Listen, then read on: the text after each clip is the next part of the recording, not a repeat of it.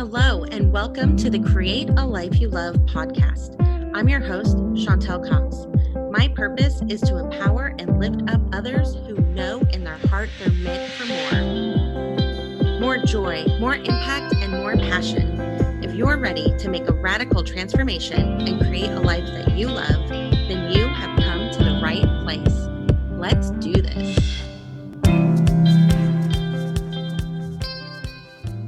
Hello, everybody. Good evening. Welcome to today's episode of the Create a Life You Love video podcast. Super excited to be here tonight for season 2, episode 2. And I love connecting with people from all around the world and sharing tips and strategies that are designed to help you on your own journey.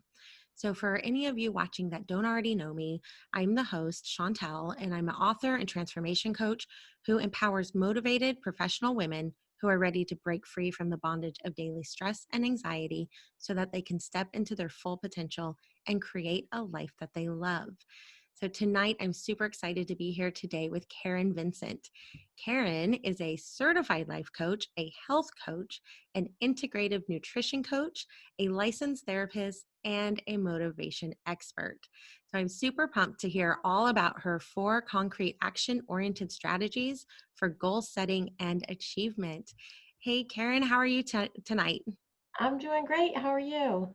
I am living the dream, Thank you so much for having me. Thanks for joining me. I just love connecting with people all over. They say don't talk to strangers on the internet, but I do it anyway. I like it. Yeah. So tell us where you're joining us from. I am in Massachusetts, a little bit south of Boston. Very nice. Very nice. Yep. Fall And is here, that's for sure. fall is here. How exciting. I love fall weather. So you've got out your comfy clothes and sweaters and boots and all the fun Yes. things. Yep. That's awesome. I'm jealous. It's still a little warm here in Kansas, but who knows? Tomorrow it might snow. You never know. Yeah, day to day. Every day is a new day. All right. So, Karen, you have so much coaching experience and all these things. Please talk to us a little bit about your journey and how you created a life that you love. Yeah, I'd love to. So I first was licensed as a mental health therapist. I have my master's degree in social work, um, and I loved doing that work. In the early part of my career, I worked a lot with teenagers and their families, and then I transitioned into working more with adults. And about 12 years ago, got my life coaching certification when life coaching was a thing, but it wasn't maybe as mainstream as it is now. And I loved coaching. I loved the whole idea of people really being able to take their lives to the next level, and in some ways tapping into a potential that they didn't even realize was there. And the process, the transformation that can come from coaching, as you know, is just it's amazing. It's amazing to be supportive in helping somebody do that and be a witness to it. So I was doing that, but I was providing the majority of services as part of a corporate job, and which was a really busy job, working for a startup company, a lot of travel. I loved the work I did, but it was taking a toll on me, that's for sure. And so about 4 years ago, I went and I got certified as a health coach and an integrative nutrition coach. And it was really twofold. It was one, we were starting to provide wellness services where I worked. And so I felt like I needed to be more informed and up to speed on that. But then also, because of how much I've been working and traveling and on the go and eating out and eating in airports and all that not so great stuff, not sleeping enough, my own health wasn't where I wanted it to be. And I just kind of had to make a decision of it's on me. No one else is going to do this for me. It's on me. There's never going to be the right time to do it.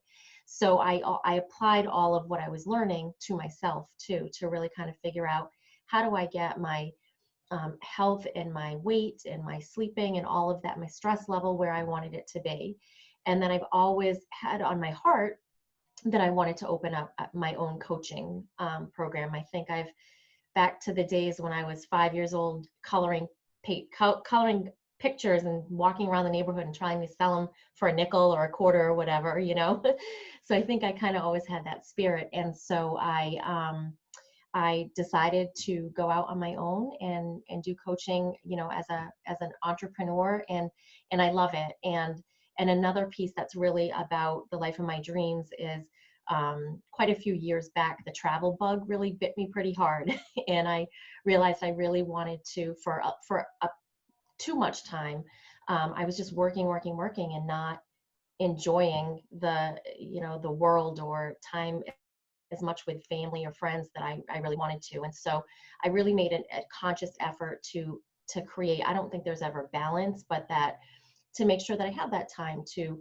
travel, go to the beautiful places that I wanted to see, experience new cultures, and then also spend more time intentionally with friends and family where I could just enjoy that side of it. So kind of all of that evolved over the course of probably a few years. And I'm at a really good, minus the no travel at the moment, I feel like I'm at a really good place and really happy with where things are in my life. That is so exciting. So I have to ask, what is an integrative nutrition coach? Oh, good question. So it's a coach who's teaching about nutrition, but not a specific diet. So it's really, and there are people who want to go a specific route, and I can coach them around that. But it's more about how do you integrate nutrition into your lifestyle so that it's not, I'm starting today and I'm doing it for 90 days and then I'm done, and then what's going to happen 6 months later. So it's really about figuring out what works for each person. We're all really biologically individual, and so one person's poison is another person's healthy meal. So I really try to work with people around, first of all, what are the foods you like? Because we're not going to come up with a plan that involves foods that you're going to be dreading morning, noon, and night. And then really helping people recognize what works for their body, and how their whole lifestyle needs to kind of come to a place where they feel comfortable, they feel happy, it's sustainable for them. And so it's really individualized. It's definitely not a cookie cutter approach. That's awesome. Yeah, definitely guilty of the go all in for 9 to 12 months, lose all this weight, feel great, keep it off for a while, and then slowly you Yeah. stop doing, you know, drinking 4 shakes a day isn't sustainable long term. No, no, it's Type of not. thing. And, Yeah. and I was at that place too, for sure, where it was, on Monday, I'm going to start, I'm going to go do this thing. And then you go and if it's exercise, I'm so sore, I can barely walk for 3 days after. And then it's like, you're starting all over again. So, and the same with nutrition. So it's Yeah. really coming up with something that's sustainable and it doesn't feel like deprivation all the time. That's huge. That's a Yeah. very, very good skill set to have there. I love it. Thank you. Yeah. So I know something that you work with your clients on. You obviously work on a lot of things very holistically, but something we're going to dive in today. The reason you are here is to really share those action-oriented, like goal setting steps. So, what tips do you have for the audience today? So I have, and I'm so happy to share this with people because, and these are things that I have done over and over. So I've seen them work with clients. I've certainly experienced them, and I did some trial and error to get to where I am. So I have four kind of main steps that I'm going to talk about, and then within them, there's some kind of sub things to think about. So the first one, and it seems really obvious, but I want to explain it a little bit more, is that you've got to pick a goal. And I would recommend one goal. Sometimes I will try to work on two things at a time, but they will be, one might be related to business and one might be related to, I want to increase my workouts, or I want to do more arm strength training or something like that. But what I suggest is to start with picking one, because one of the things that I think is really, it ties into what we are just saying, where like you start and you stop something. It's that you start a goal and then you give up on it at some point, or you take your foot off the gas at some point. And so part of what I think is important is you build that mental habit of, when I say I'm going to do something, I do it and I follow through with it. And so if you have one, it's a lot more easy to just put all your focus there. So when you pick that goal, again, pick one. Second thing is be specific. So if weight loss is your goal, don't just say lose weight. Be specific about what you want. Is it inches? Is it weight? What is it? If it's maybe you want to improve a relationship, how? What is that? What do you want to improve about that relationship? Do you want to yell less? Do you want to communicate better? Do you want to have more date nights? Whatever that might be. If it's related to career, not just I want to advance my career, but what specifically do you want to do? So to get as specific as you can. And then I also, and there are variations in terms of what people think about this, but I think give a general timeline. You can always adjust it. Especially in the world we're living in now, there's been lots of unforeseeable things that people have had to make all kinds of adjustments. But if you don't, in my opinion, if you don't have a timeline, then the goal can just kind of float out there, and you can give yourself permission to just take a week off on working on it or take a month off. And so I think if you have a timeline and something that you're working towards, it's easier to keep the momentum. So that would really be my first strategy, is to pick the goal, make it as specific as you can, and then give it a general timeline. And then the second part is know your why. So, and this isn't just, I want to lose weight because I want to feel better, or I want to advance my career because I want to make more money. So in that example, excuse me, I want to make more money. Why?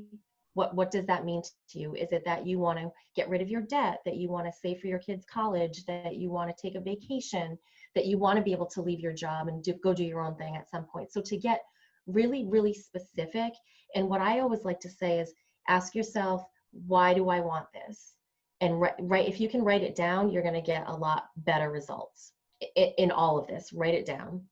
And some people like to put stuff in their phones, but for me, pen and paper, it's in my head a lot more. So, so why do you want it? Write it down, and then ask yourself, why again, and write it down again, and go a few layers and just get really, really specific. And then I always like to ask myself, what is it going to look like when I reach this goal?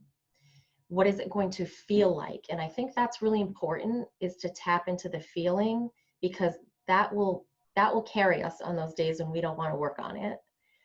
So what will it look like? What will it feel like? And then how will my life be different when I achieve this goal?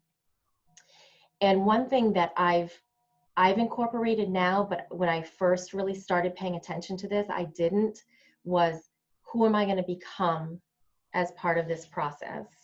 So if you're really working towards something, it will change you in some way. And maybe it's I become the person who sticks to the goals that I set for myself.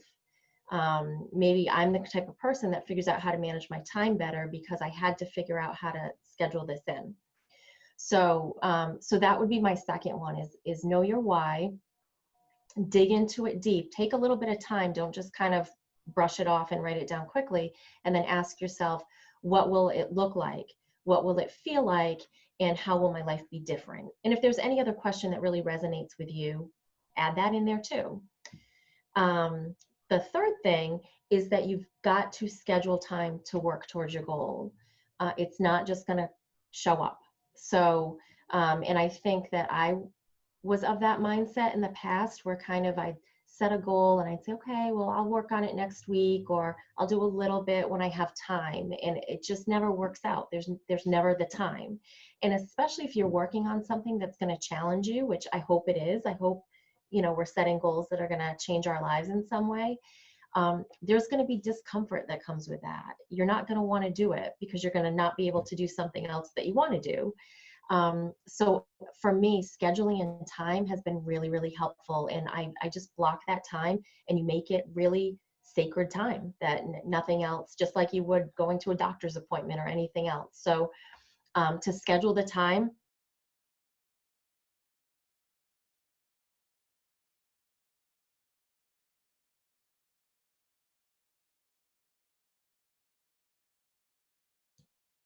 Uh-oh, I don't know if you're frozen or I am. That resonate with you. So it could be that you have an affirmation that says, I kind of alluded to this before, like, I don't quit on myself, or I stick to my schedule, or I'm worth this, or I can do hard things, or my life will be incredible when I get to the end of this. So whatever that's going to be, the one that really stuck with me as I started making some significant changes in my life was, um, I'm tired of waiting for the light at the end of the tunnel, so I'm going to light that bee up myself. I'm not going to swear on on your Facebook. So it was It's like, I'm happened before. responsible. So it was like, I'm responsible for my life, and I need to take control of my life. So affirmations or motivational quotes, and have them accessible. Maybe you read them every morning as part of your morning routine. Maybe you have them on sticky notes up on your computer screen or on your bathroom mirror in the morning. Um, a hack that I like is, in my phone, I set alarms, and I change the word alarm to like a positive word, or a short quote of some sort, or affirmation, so that throughout the day my alarm goes off when I'm taking a break, and it's going to remind me of that thing. So try to, the thing again is, you have to feel it. It has to resonate with you, so that you feel that energy, and it makes you want to keep going, because the reality is, motivation comes and goes. And so any tools you can have in the toolbox to keep it dialed up when it starts to dip is going to support you. So you don't say, oh, I just took a month off from working on my goal, or I didn't do anything this week. So the other thing I think is helpful, and I do this a lot, is go back to that why. So I said, write it down. The other beauty of writing it down is you can go back and review it and remind yourself of why this thing was so important to you, that you put this work into it to start it. Another one that's helpful for some people, but I caution you to really think it through first, is to share your goal with somebody else, or to put it out there publicly, and kind of have that accountability. And the reason I caution you is, there are some people who are not going to support your goals. They're not going to understand them. They might criticize you for them. They might, all the things that you challenge yourself with around, this is hard. Am I going to be able to do it? If you have somebody else feeding you that same stuff, you're setting yourself up to make it a really hard struggle. So, but if telling somebody, and you have someone who can cheerlead you on, and check in with you, and that's a way of holding you accountable, and motivates you, then absolutely share it. And then the final thing I think I would say is, to get an accountability partner if there is a good match for you. So if there's someone, even if they're not doing the exact same thing you're doing, but they're looking to make a change, and it's kind of in the same time frame, and even if you're just checking in, for 15 minutes a week or something, to have somebody who can be that cheerleader, who you have to show up and say, I did it or I didn't do it. And so it can be a coach, but it can be a friend who's going to be there, a spouse, anybody. So those are things that I think are good motivation hacks, that when it dips, and it will dip for sure, because if it didn't, we'd all be doing exactly everything that we want to do, is that you have somebody there, or you have a plan in place that can kind of keep you on track. Or if you had a couple days where you slacked off, that it's going to help get you back on track, so you don't completely lose momentum. So those are the 4. Pick a goal, be really specific about it, have your why, and dig into that a lot, really deep. Schedule the time to work on it, make a commitment, make that time sacred. Don't let it just keep going on the back burner. And then have your little arsenal of motivation hacks that'll kind of keep you going on the days that you don't want to work on it. I love that. Thank you so much. I have a You're full welcome. page of notes, and my hand hurts a little bit. So much writing. That's awesome. I will definitely summarize at least those 4 key points in the show notes for everyone. But definitely, if you're catching it, if you're joining us a little bit late, you're going to want to go back and listen to all of those on the replay. And let me buzz over here and see. Oh, apparently my cat wants to say hello. All right. I put some questions in the chat. Wait, can you please go lay down? I'm so sorry.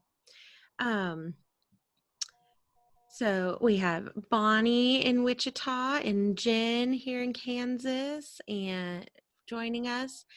And Jen is starting on her own new adventure of coaching. Um, Yay. so very exciting. And then I asked everybody to drop any questions you may have for Karen, and I asked what goals you're working on. So anybody feel free to jump in the chat here and we can do some Q&A. I'm really sorry. um, okay.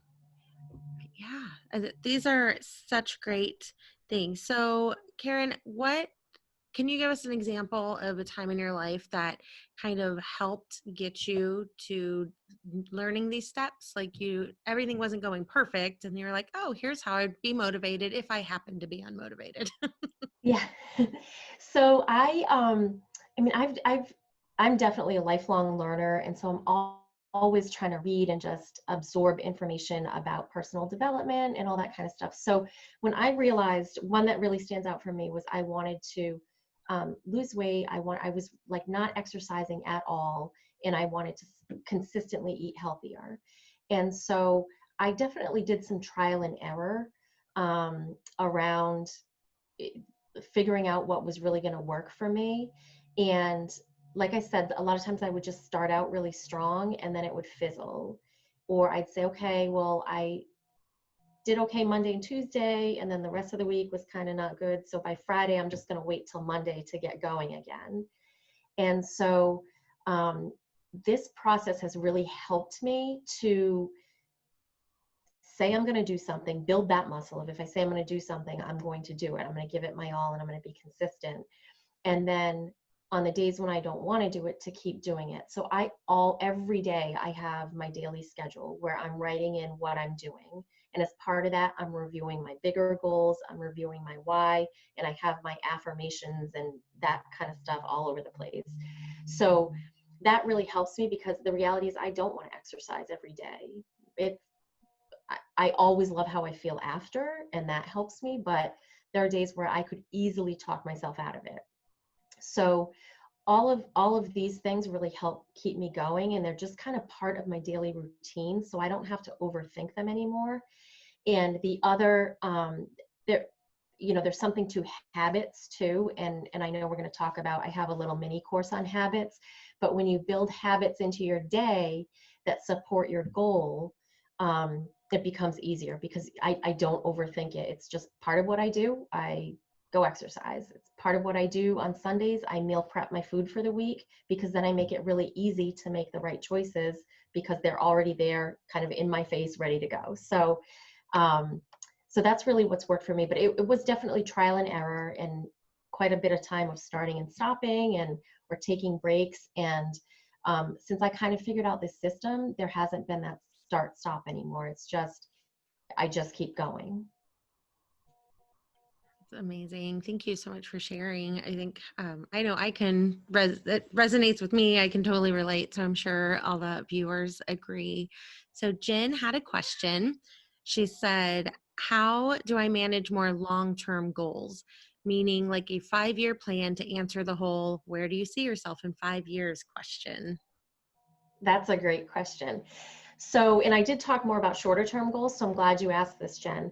So I would say do your 5-year plan. What is it that start there and do what I said, be as specific as possible, really like visualize it as clearly as you can. And you may already have that part worked out.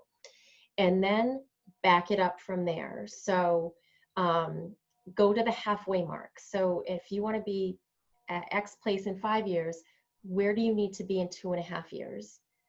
And then back that up to 1 year. And then I would break it down month by month. And keep in mind, you can always adjust your time frames. You may have moments where you are working faster towards your goal than you expected. And there may be times where something happens and it slows you down, or you didn't realize you had to learn a big chunk of information and you didn't factor that in. So the dates can be build them in so they're not so rigid that you have no flexibility, especially when you're looking at 5 years out.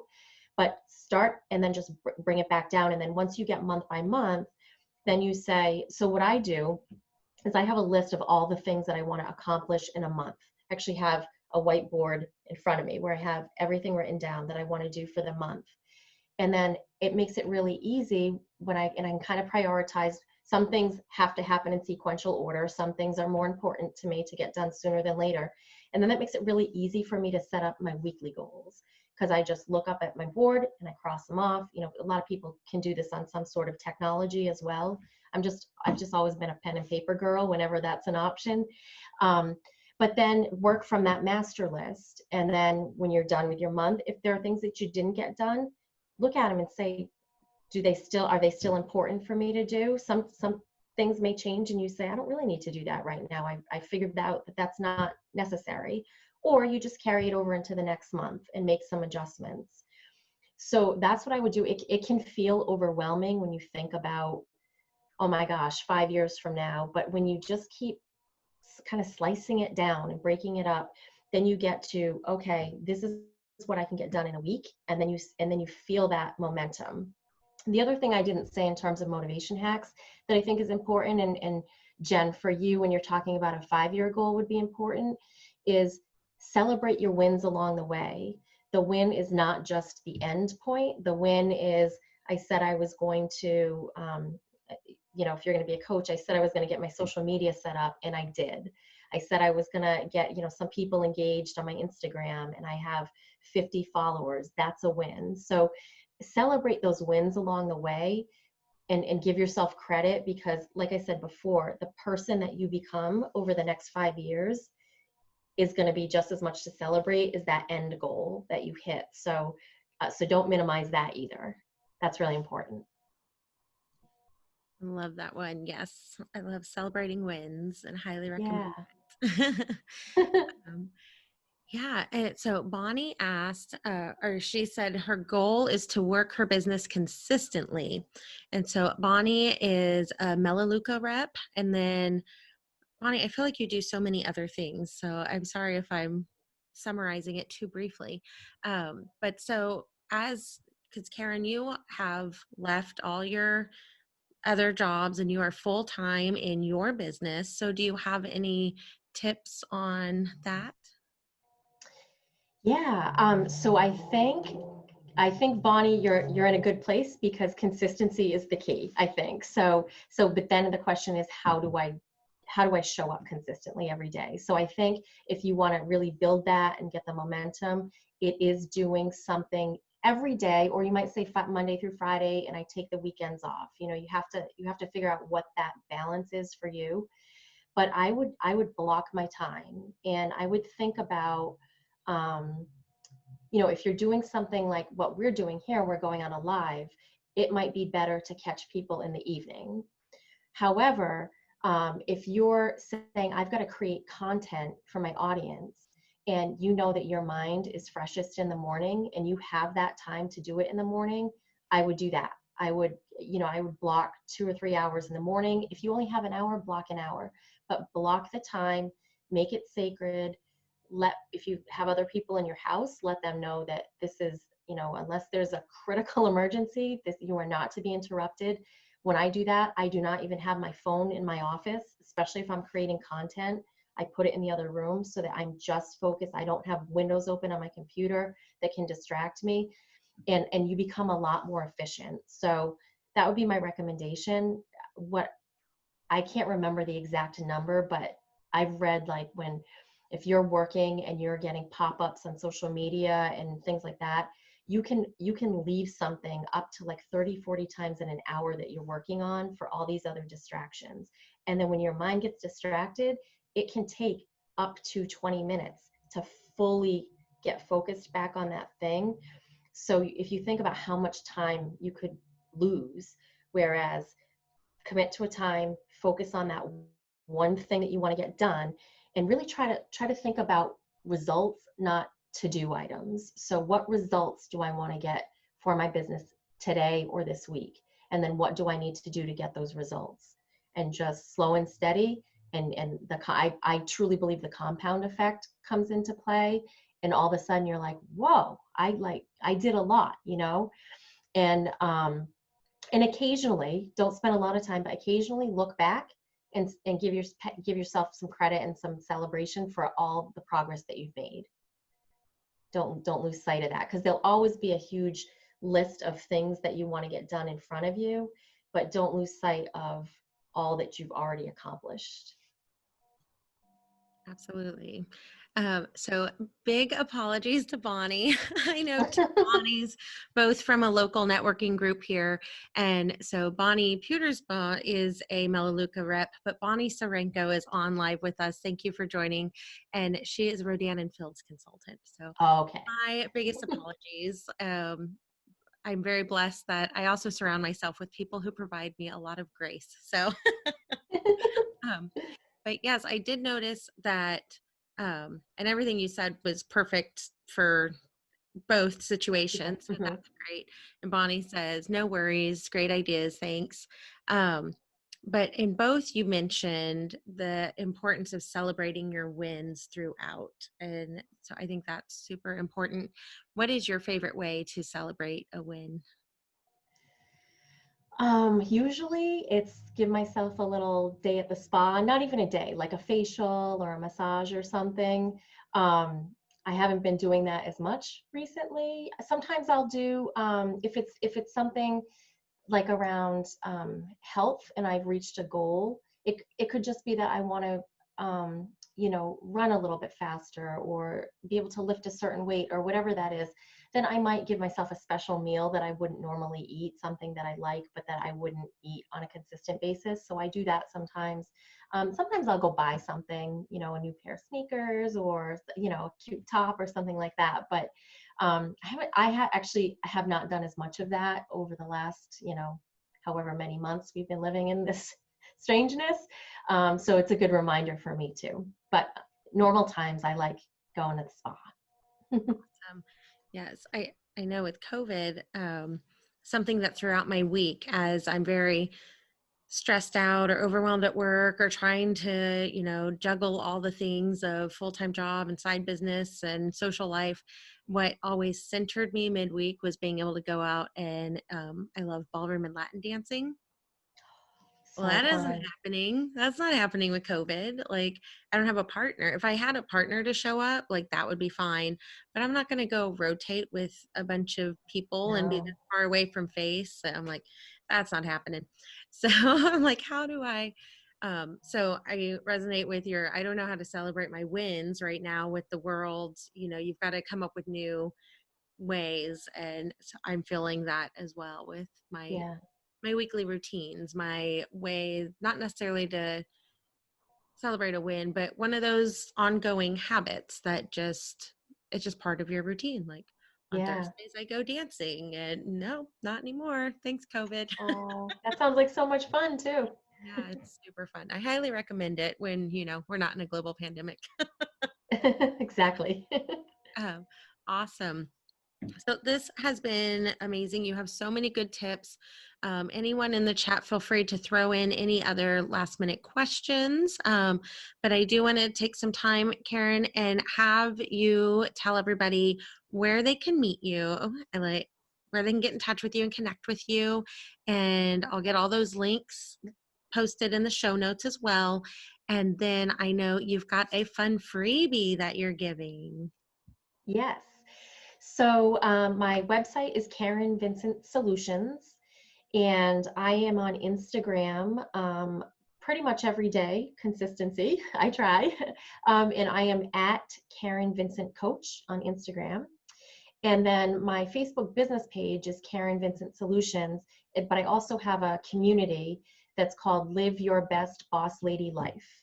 And so it's all women, and it's just a place to connect with other women who are trying to, take their lives to the next level or provide support and inspiration. So it's just a nice community of kind of feel good. And in both places, in both Instagram and in my community, I offer tips and suggestions and, affirmations and all that kind of stuff. So sometimes, you might run across something and say, oh, that's an affirmation that would really work for me or would help keep me motivated. So I try to just provide a lot of content.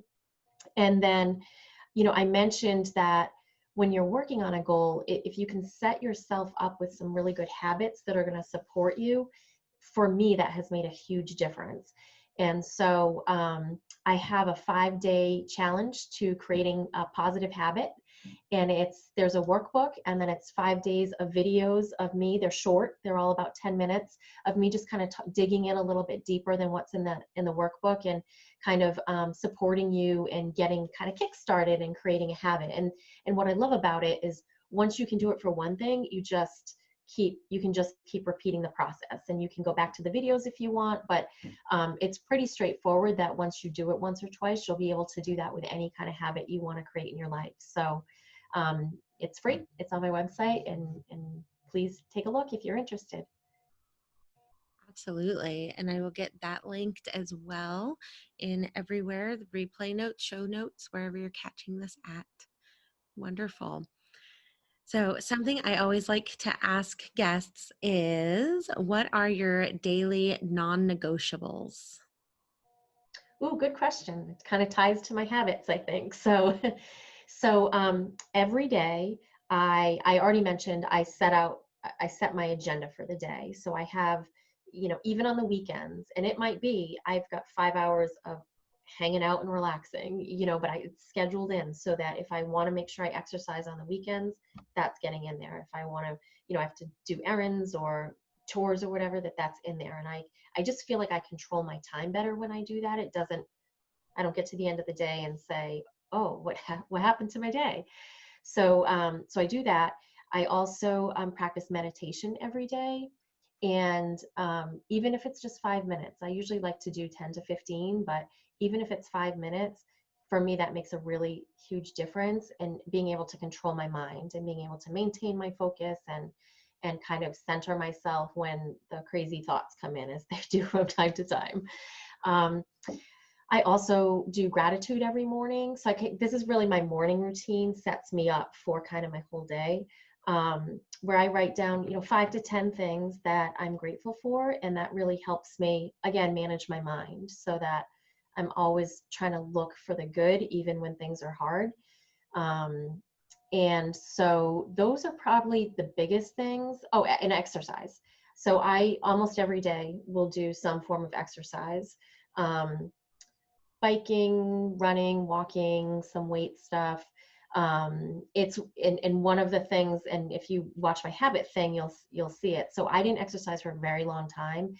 It was something I quite frankly kind of dreaded. It wasn't, and so it was not exercising was a really hard habit for me to break. And so one of the things that I'm really committed to is I don't miss 2 days in a row. So if something comes up, or, some days I'm not perfect, I don't do it every day, that I'll never miss 2 days in a row. And I just feel like that keeps that habit strong.